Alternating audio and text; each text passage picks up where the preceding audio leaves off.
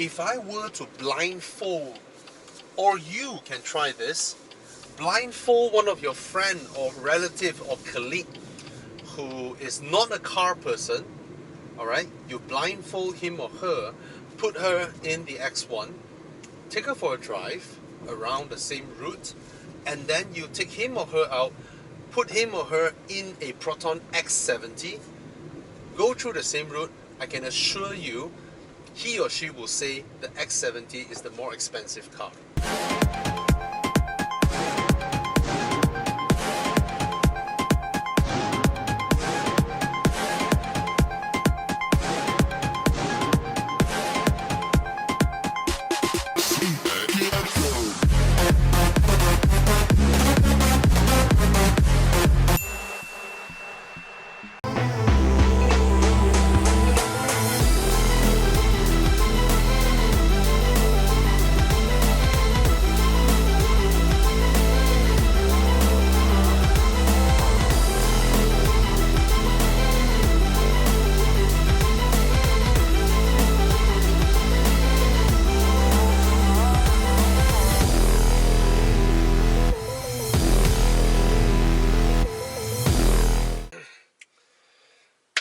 Good morning. Today I am in the BMW X1. So about 3 months ago, BMW, this belonged to my colleague Dana. Ouch.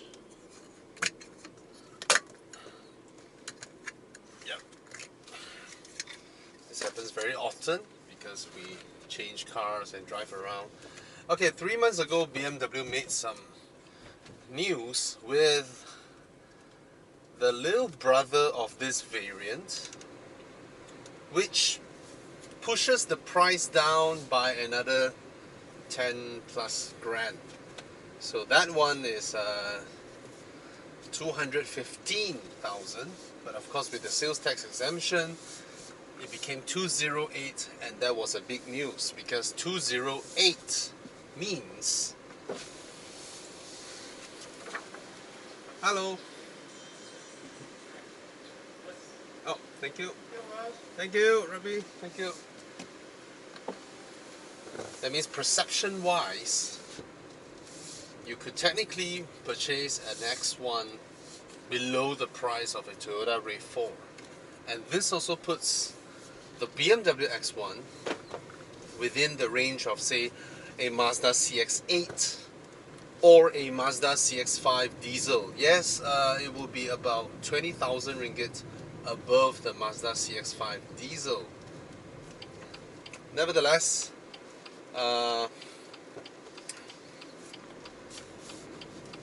this puts BMW in a very interesting position because the X1 arrived Malaysia at 260,000 back then. Alright, that was the pre-facelift version, and that was the market pricing back then, right? An entry usable SUV from a luxury premium brand starting at 260 was a bargain, right? And when Volvo introduced the XC40, they undercut BMW by 20,000, which is 240,000. And then some magical moves later, the X1 is now at the beginning of the 200,000 mark. And this is what we have here. The X1 has and still is, I think, the largest car in its segment. XC40 is very near because the GLA and the Q3 or Q2 for that matter, they are tiny. Alright?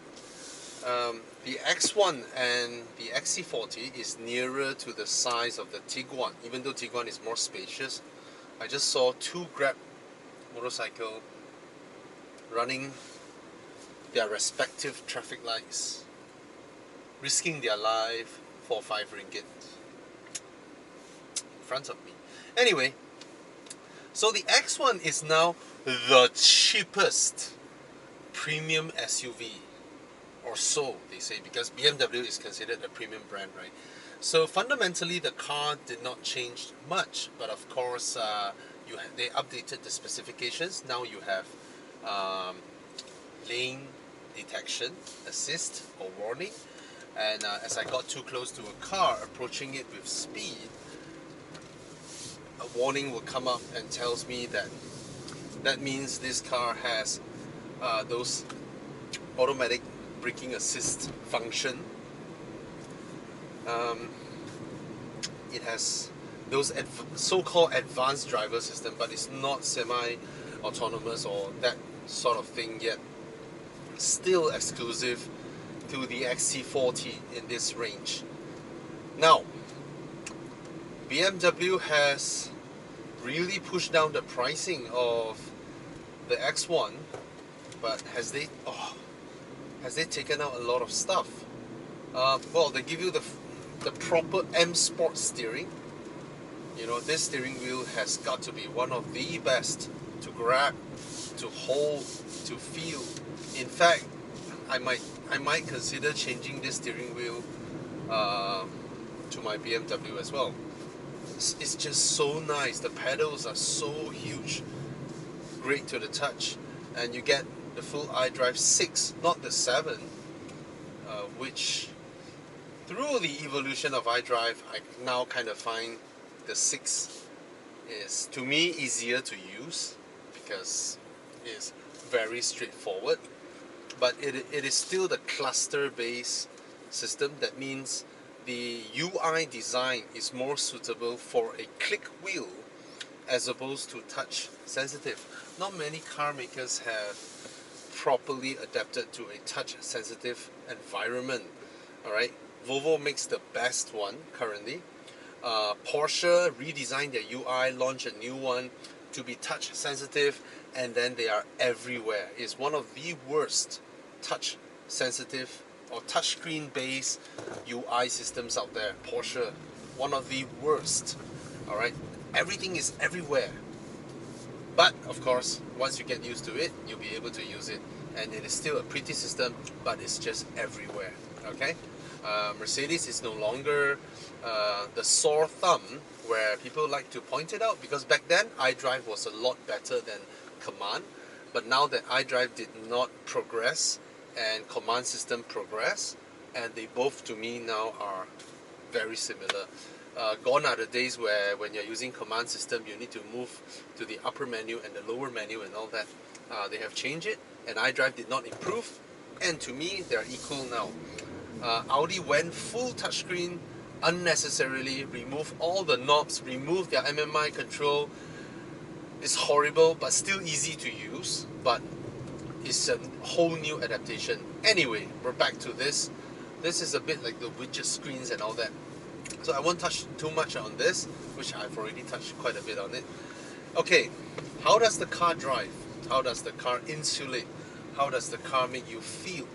Now, if I were to blindfold, or you can try this, blindfold one of your friend or relative or colleague who is not a car person, alright? You blindfold him or her, put her in the X1, take her for a drive around the same route, and then you take him or her out, put him or her in a Proton X70, go through the same route. I can assure you, he or she will say the X70 is the more expensive car.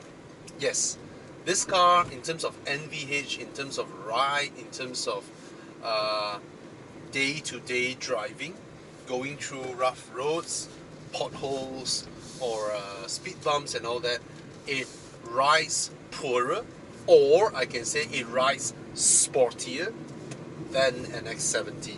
Alright? You feel everything. There's none of that German luxury car heft that I like to talk about. So this feels basically when the Japanese and Koreans or the Chinese have pushed up to try and match up to the European establishment, the luxury marques, and the luxury marques, in terms of chasing numbers, needs to drive down their selling prices to create hierarchy within hierarchy in order to justify their positioning. They have put themselves into a position of intentionally downgrading what they are capable of making into their cars. Whereas you look at Mazda or you look at the Koreans, right? They have tried their very best. Okay, those happen to the Koreans and Japanese brand as well, towards the lower end of the segment, stuff like Kia Seltos and all that. But what I'm talking is that while these mainstream brands go up, the luxury brands try to come down, and this is where they met, and this is where the situation that completely minimizes the differences between a mainstream car brand and a luxury car brand like this. All at the end of the day, you get maybe some in-house infotainment system, which is still superior when you compare to all the rubbish systems from mainstream brands. Okay, Mazda is good, but compared to the luxury ones, it is still rubbish. All right. The Chinese makers ones are very advanced, or I should say Proton, but in terms of really, do they have the robust IT or UI design capabilities? They still cannot match the luxury brands. Okay. That being said, the ride is the most important thing, the thing that you interact with the car day to day, and I must say, it completely feels its price for this brand. Okay, the CX-5, it rides much better than this. The brakes, the brake modulation, the throttle modulation, like when you are in the traffic light, you stop your car and then you put your foot on the throttle, whether the car goes in unity or the wheels go first and pull you later on, and then you get a little bit of jerk, or when you put your foot on the brake pedal, does it ease in a nice manner, or does the brake pedal, when you release it, makes a sound? Hear that? These kind of things aren't in consideration in this car. Alright? So, that being said, is this all rubbish? No, because last night I was driving rather fast. It still has that unbeatable BMW driving qualities. Okay, when you are just throwing it into a bend, that kind of sensation is just, thank God, BMW handling.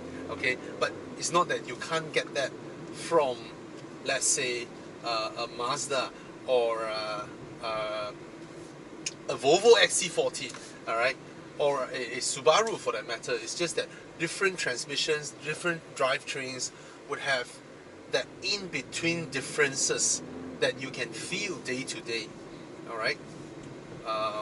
These are things that, ouch. These are things that, you see, things like that. All right. The Subaru would have ride over it, just no drama, nothing, just glides over it. Right. The Subaru would have done that. Sorry, what was I saying just now? I lost my words. Sorry. Okay. In terms of the driving, when you're going sporty, when you are going for a windy road drive, it still delivers its intrinsic BMW qualities. Okay, it is still there, and the engine is strong. All right, 192 horsepower, 280 Newton meters of torque, and in terms of fuel efficiency, the way it pulls you, these stuffs are just brilliant. Okay, 7-speed DCT here. I do not know BMW's. Maybe it's the layout of the drivetrain, because their other engines are longitudinally mounted, right, with these 8-speed ZF there, 8-speed ZF, but these are transverse engines, front-wheel drive platform. Yes, the S-Drive in the X1 is a front-wheel drive, whereas the S-Drive in the previous X1 is rear-wheel drive. Anyway, that's just the platform that they're using, alright? At the end of the day, we are all familiar with the X1 and X2 category, right? A lot of people have gone into it and were like, oh, how come it doesn't feel luxurious. Yes, it doesn't feel luxurious because in its European and American market, it's created for the youngsters. It's really created for the youngsters. All right, it only occupies like maybe the entry of this occupies the higher end of the mainstream brands, similar segment. Right, they push it very near. So it happens the same with Malaysia as well. Look at this one, the lower spec one, which is 215, is so near to that of the highest priced CX5 and right smack the CX8, right? Tires, I read the specs, is not the highest spec tires like a PS4 SUV or something. No, these are Bridgestone Turanzas, not bad. Not extremely high performance either. The turn just now, the seats does nothing in holding me. These are small seats, perfect for ladies or people who are more petite. They wouldn't have find this seat too big of an issue. For me, it's smaller. Even with the wings by the side, it barely fits half of my thigh. So basically my thigh is on top of the wings of the seat base, so it doesn't hold me at all. The seat back is slightly better, but the seat base is just poor. Luckily, the adjustments on the driver's side, I'm not sure about the passenger side, the adjustments on the driver's side allows me to angle the seat in a way whereby I'm not just using my bum to support my weight, but my bum and my back as well, because I like sitting slightly like that instead of straight, you know. So it's a more comfortable position. You can try adjusting how you sit. Okay. Other than that, visibility is excellent. The windscreen is wide and tall. In between the side mirror, even though the side mirror is housed on the base of the A pillar, I can see through it. I can see the curves. The side mirror are big enough, unlike the Passat, tiny side mirrors, and the rear view mirror is alright. No sunglass holder. I do not know why they omit this. I mean, don't you all see ladies put on their sunglasses, their shades, their sunnies when they drive? And these kind of car appeals to ladies. Why do they take out the sunglass holder? Alright, and the sun visors, no complaints here, but like I said, it's not the highest quality that I've been in. So a lot of places, later I'll go through when I do the walk around, a lot of things in this car is, you can tell they are not of the highest grade that BMW has ordered. But nevertheless, the things that you need are all here. Dual zone climate control. This cubby space is just alright, because I'll go through that when I do the walk around later. Overall, the ride is busy. The suspension is alright. It corners okay. But you have sport mode, comfort mode and all that, but it only adjusts your brake pedal and your throttle. Steering slightly heavier, but not that big of a difference. There's no LCD screen here, which I'm alright. But given that this is a sort of entry segment, the parts bins stuff, the whole dash console is rather small. So yeah, I mean, not the best that BMW has pulled off over their many years of history, but it's alright. Legibility is okay. It's just that the font choice, the size of the dials, those things just doesn't. A lot of things in this car just doesn't suggest as a premium mark. Alright, but there are touch points like the steering wheel. High quality steering wheel is here. This is one of the best steering wheel in the industry. Okay, I used to complain about the build, but this one seems to be more solid than the first round that it came up with. The first round when this steering wheel came up, the side plastic panels are rather squeaky. You know, this one is not. This one is solid. And I was surprised with Porsche, their new steering wheel. I don't know what Porsche is doing. Porsche has always had one of the best interior build qualities, but in their newest car, the 911, the Taycan, the interior build quality, if you are familiar with Porsche, you cannot argue with my statement here. They reduce the quality of their interior build now. Alright, there's quite a lot more squeaky plastics going around. maybe to entice you to spec up your car, to spend more money, but I just don't think that that is a wise decision in a way, okay? Um, the drivetrain, a lot of initial turbo lag, but this happens in this segment anyway, and a lot of modern cars now, they will ignore your unintentional kick down. You see that? See that? They don't respond. Okay, I'm gonna give a full throttle now, I'm driving, and I see something, I kick and release, it won't do anything. All the modern European cars are doing this now to save fuel, to avoid or ignore unintentional full acceleration, alright? They will just ignore it. So, I don't know, you see that? You can hear it? Nothing, absolutely nothing. So, this is a norm already, so I wouldn't cherry pick on BMW. So all in all, you're like, so Bobby, are you saying I'm not? Because I know what you're up to. Objective observations, I can tell you blah blah blah blah blah blah blah, how it compares to different types of cars. But at the end of the day, for those who have always aspired to want to own a BMW, which has a family now and needs blah blah blah blah, you now actually can buy one at a much lower price, okay? And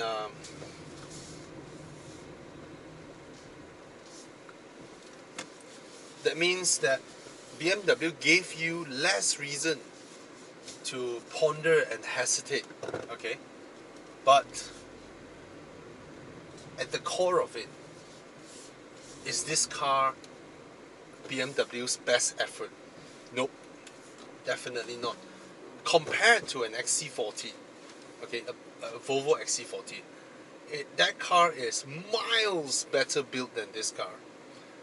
It has a 2-liter turbo engine that pushes 250, 45 or 52, 250 horsepower, alright, way higher than this.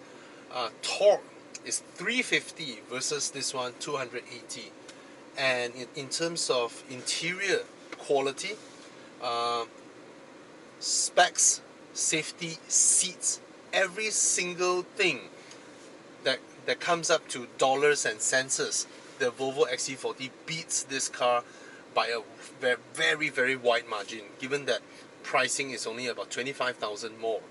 Okay, that 25,000 alone would have been worth its money on the power alone. The power upgrades alone would have been worth 40 grand. In terms of how car brands segment their different power output, okay, and then you have the brakes, and then you have the body kits, you have all the other things that adds up. That car is way better price positioning or bang for buck than this, okay. But at the end of the day, it's still about 20,000+ more. So, but for some people, they might just want a small premium brand SUV at home. They reach a level where they don't even take notice on what's going on with the mainstream brands, alright? All their cars are Porsches, blah blah and all that. So if a person who doesn't mind all this, right, they just want an SUV, small SUV for their kid, right? This actually seats 5, same as a Porsche Macan. And BMW brand and a Porsche brand, hey, for a lot of people, yeah, Porsche is higher, but they're all considered there, okay? It does everything that the Porsche Macan does, alright? in a way, but when you look at the details, is far apart, alright? So, high-speed cruising, handling, definitely no issue. The ride is busy, okay? It's not like it's all clunky and what, but it's busy, alright? It's a busy ride. It doesn't have that kind of Ford Kuga suspension. Oh, that kind of suspension, no. Or Subaru Forester for that matter. Nope. In terms of the throttle pedal and the brake pedal, when you're driving a traffic light, you stop and then the car does this. Right? You put on the throttle, the car does that, and then go. Then you stop again. You know, all this which Mazda does best is not here.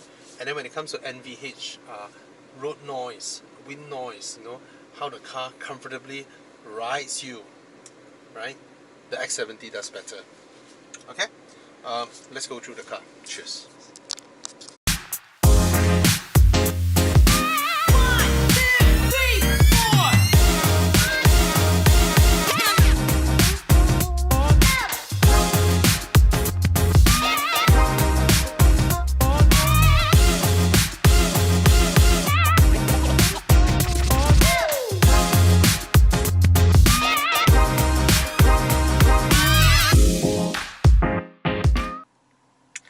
Okay, I'm gonna do the interior first instead of the exterior, because the exterior, there's not too big of a change. It's just that they removed the rounded spot lamps, which has been a BMW hallmark for their SUVs, SAVs, BMW likes to call them, all this while. Now, inside here, very classic BMW layout. Okay, the standalone screen over here, some inlays here, repeated on the doors as well, and this feels like this is supposed to feel like aluminium, but I'm very sure this is a laminated material that we first see on the X70, because the brush feeling on this surface looks rather man-made, to be honest. This doesn't, even though it's cold to the touch just like that in the X70 and the X50, but I don't know, man, it just feels not real to me. It feels like a lamination. Anyway, I always like seeing a combination. Okay, so you have gloss black over here, some leather look-alike material. See, these are the injection mold polyurethane, the kind of material, and then with some fixed stitching on top, but the fixed stitching uses real stitches, so it looks really real. But I'm not too big of a fan of this molding that BMW has been using for many years. It's just rough to the touch. It's very rough, the surface. Okay, so even if they add stitching and all that, I don't know, they could have made it smoother and softer to the touch. But it's like this one feels nicer to the touch. This feels like the same material as the seat. No, it's smoother than that on the seat, and it's cushioned. Okay, and it looks good the way they did that, a bit like the previous 6 Series. The thing is this, fit and finish. Okay, you run your fingers over here, this panel towards this side. Alright, there is a considerable amount of sharp edges, which BMW rarely has to have that kind of mistakes. This is the kind of thing that we complain about the Mercedes back in the previous gen products, okay, but BMW never had that. In terms of buttons, you still have a lot of those old BMW buttons, which feels fantastic to press. Alright, they feel fantastic to press. And then this one, which has does it have the, oh, this one doesn't have the touch sensitive thing that is in BMWs for a very, oh, it has, it's just that it didn't pop up just now. Okay, see that?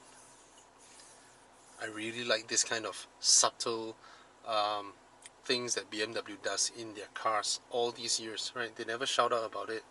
And these look like just normal plastic buttons. Little did you know they are touch sensitive, even though this one is not as sensitive as mine in my other cars. Nevertheless, you have a compartment over here which looks like a cup holder, and there's nothing that can be removed. That means the compartmentalization that is being done to this, what could have been a very usable space, is now limited by these unnecessary moldings, because you can't exactly put, I mean, you can put your phone like that, but you look at the middle hump, and that stops you from laying it flat. That middle hump is unnecessary, and then it tapers off towards the end. That means your phone can't slot in as well. So it becomes a compartment that is, on the surface, it looks like a big place to put things, but it's limited by this. And since they've done this, if they were in the facelift, if they were to do it for this side as well, then this will be a giant compartment for us to use, which will be lovely. You can just drop anything there. You can drop your wallet, you can drop your phone, you can drop your makeups, all the things there. But unfortunately, it's for stylistic purposes. Okay, this gear knob, not one that everyone is familiar with, because somehow BMW only uses special gear knob in their X1 and X2, and then they have that nicer one across the board. And here you have a deep but not very big compartment without anything segmentizing it. Build is alright, it's solid, you know, but it's just not the kind of material that you see in the usual premium cars. You get another compartment here, okay, and then the whole thing serves as an armrest, which is good, okay. But overall, I just felt this car has a very tall roof to ceiling to floor height in the car, because it's an SUV, right? They could have molded this entire part taller so that the gear stick is nearer, and then you get a lot of deep compartments to use. You can drop a handbag here if you want to, you know, things like that. Not a lot, but of course, because maybe some of it is cross-shared to the lower body front-wheel drive hatches that they are making. So yeah, you can see I'm sitting very low, and there's a lot of headroom, a lot of space in the car. This car, like I said, beats the size of the GLA, the Q2 and Q3. Okay, this is my sitting position, and I'll head to the back. One thing I like about this is that even though it's an entry segment, you get an organ type throttle pedal. Okay, that's very good compared to the hanging type. This is nice, you know, more comfortable and proper. Okay, down here, nothing much. It's not carpeted in there, not covered in felt. Okay, these are rough plastics, very rough. This is covered in felt, good. Rubberized material in there, very good. Spacious, nice. The door bins, this looks like, see, when this is slanted, they could have made this slanted as well. This is unused space. They could have just modeled it slanted so that you can put a big bottle in here. Currently, the way they mold it, you can force stuff a big bottle in here, but not much after that. And this one is curiously blocked out, even though there's nothing here. Small speaker over here, and no tweeters over here. They could have molded it in a way that is more accommodating. And these are again a lower grade plastics. Okay, all these are lower grade plastics that are being used. Proper metal door handle at least. Okay, let's come to the rear.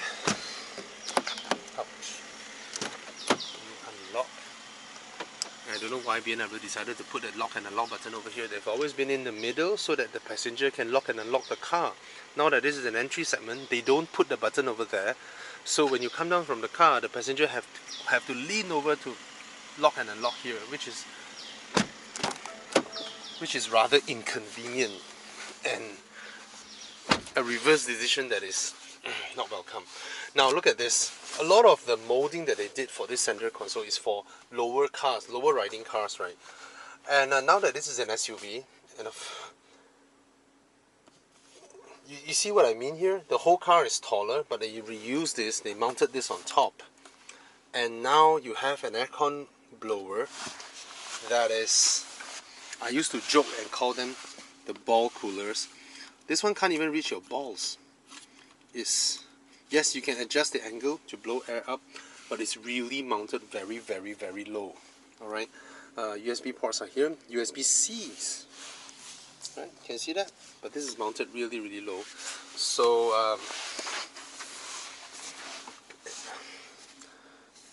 a little bit of a tunnel over here. Okay, so I mean, imagine if this would have been here. That would be lovely, right? But it's way down under. But I understand that, as I explained, right? This is for something, this is for another thing, and then these are just, yeah. Well, Mercedes use this type of plastic in hidden parts of their S-Class. Anyway, now the seats, you can see how small the seats are. You can see that. This is how I normally sit. This is my thigh, and the seat, this is a tiny seat. Okay. As for the rear, I get a lot of headroom. I need to pull it up so that I can rest comfortably. Oh, the headrests. These are some of the rather uncomfortable headrests in the segment. Okay, these headrests are just the angle and all that. Maybe they're designed for shorter person, you know, where their head is here. If your head is here, this, because this angles outwards and there's no way to adjust this, so not that comfortable. Okay, this is alright. At the end of the day, you can pull this down. Get some intricate cup holders, but this has been reused, which I have no complaints about. Okay, and yeah, in terms of the seat backs,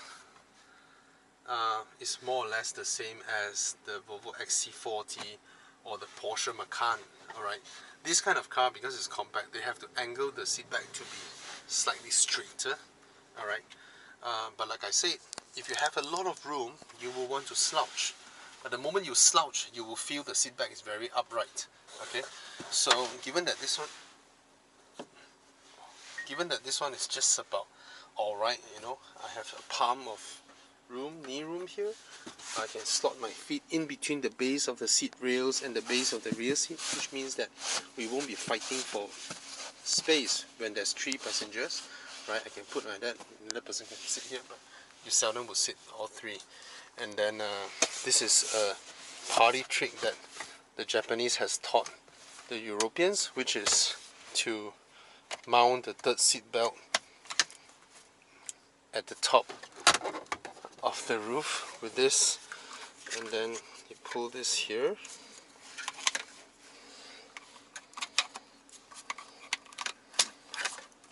And then you have your third row seat belt here. Yeah, and then it dangles like that. Okay. Nevertheless, this is not that easy to release though. I regret slotting it in now. Anyway, let's try and drop the seats. Ouch.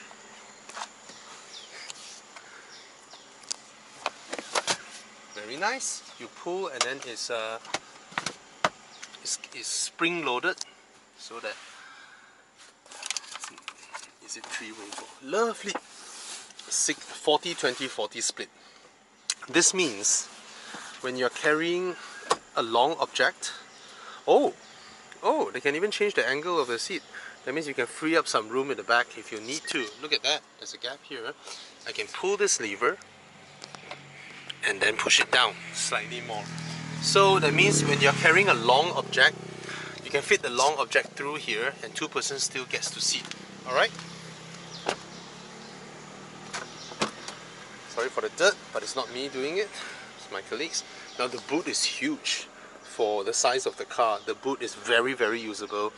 You get a false floor that can hide a lot of things down here, because I think they give you a tire repair kit and not a spare tire, and they managed to squeeze out all the room you need. So this has a lovely boot, and then this one is a very thick soundproofing material. See, which is very nice, very sturdy. So that means that for ladies who use this for your daily car, you can put your shoes, your laptops and all that down here, your gym equipments and all that, you can put it down there. And then even when you go to GLA to fetch your friends, you can remove this false floor altogether, and then you get a very, very large space to put extra luggages if you need to. Alright, so this is very nice, very nicely done. Okay, it's not a tonneau cover, it's just the shelf that you can remove and hide underneath if you need to. Okay, the opening of the boot is alright, rather okay. So for those of you who needs a car that can fit your bicycle and then you go for your weekend ride and all that, little M badge here, which I think is unnecessary. M Sport variant. A lot of fake intakes, fake vents going on. They removed the sort of like spotlights. They enlarged the grills. See that? Alright. Not an ugly car. Not a striking design either. Okay? So that's the BMW X1. Should you buy one? It's essentially the same car with higher specs, better infotainment, and the prices have dropped from the beginning to now by about 50,000. Why not?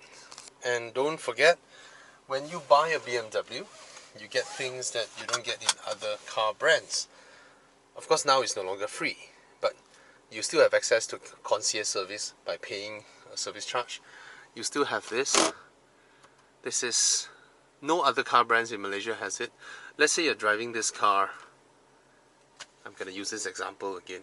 Okay, you're a single lady, you're driving your car, you just drop off your friend in KIA, and then you follow Waze. Maybe there's a traffic jam on the highways, and Waze brought you through some tiny roads in Bangi or Sepang area, and then you notice someone following you behind. You do not know where you are, and then usually you will call a friend. Oh, where are you? I don't know, I'm somewhere here, you know, send me location, blah blah blah.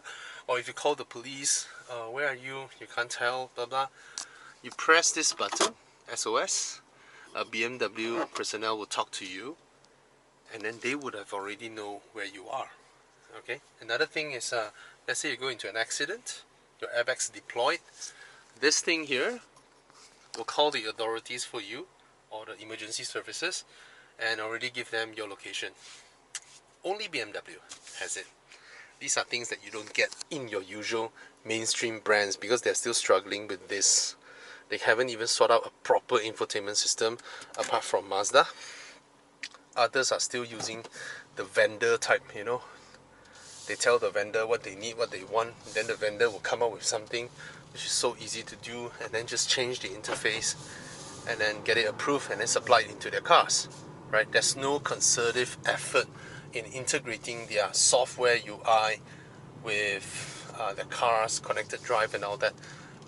The European, basically the luxury brands still do it better. Of course, Lexus still struggling with their mouse. Yeah, that's about it. That's the X1, guys. Cheers.